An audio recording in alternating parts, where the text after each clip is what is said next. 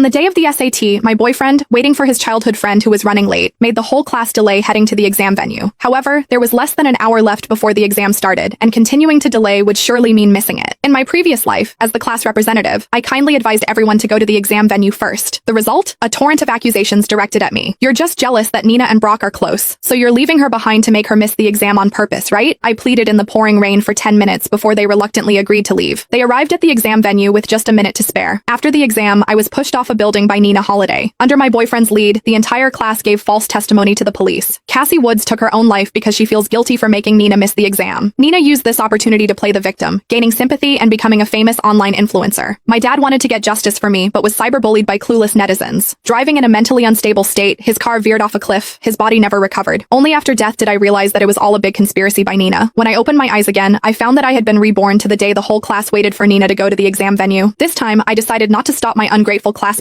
from suffering the consequences of their own choices. As I was pushed off the building, I heard Nina say in a triumphant tone, "Cassie, I knew I wouldn't get into a good university, so I showed up late on purpose. Only if you commit suicide out of guilt can I play the victim and gain more followers." Suddenly, the chilly raindrops hitting my face woke me from my daze. When I opened my eyes again, I found myself standing on the school field. Seeing my boyfriend, Brock Finch, arguing with the bus driver, I felt a surge of excitement. The next second, Brock glared at me and yelled angrily, "Cassie, you're so selfish. Nina's not here yet. Why can't we wait 2 more minutes?" All the classmates looked at me with angry expressions. "That's right, Nina's our classmate. How can we leave her? We won't get on the bus until Nina arrives." Their hostile gazes pained me. In my previous life, afraid that continuing to wait would cause everyone to miss the exam, I told the bus driver to take everyone to the exam venue first. As a result, my classmates treated me like their mortal enemy, even though I did it out of consideration for their futures. Brock pushed through the crowd and came to me, looking at me with disgust. He said, "Cassie, even though you're my girlfriend, I have to say that this is unforgivable. It's the SAT. If you make Nina miss the exam, you'll ruin her life." Brock's expression seemed to tell me that he wished I were dead. I clenched my fists and bit my lip hard. Only when my lip was bleeding did I relax my expression and say, "Since you're all willing to risk your future to wait for Nina, feel free to keep waiting. It's raining heavily, so I'll wait in the bus." I ignored the murderous looks of my classmates and went straight to the school bus. The driver looked at me with worry. "Based on my experience driving students to the exam venue, you'll definitely run late if you wait any longer. It's raining so heavily." But Brock merely scoffed and said, "Stop trying to scare us. I often take the road that goes to the exam venue. There's absolutely no way we'll run late." The driver could only sit back in the driver's seat sullenly. The students cheered in the rain as if they had just won a great victory, but what they didn't know was that I had already gained direct admission to the top university in the country, so whether I could attend the exam on time or not was not important to me. The reason why I chose to go with them to take the exam was just to experience the atmosphere. I wonder if they, who had not gained direct admission, would still be able to laugh an hour later. I called my dad with moist eyes and trembling hands. Remembering my tragic fate of being pushed down a building in my previous life and the scene of my dad driving off a cliff, I couldn't help but burst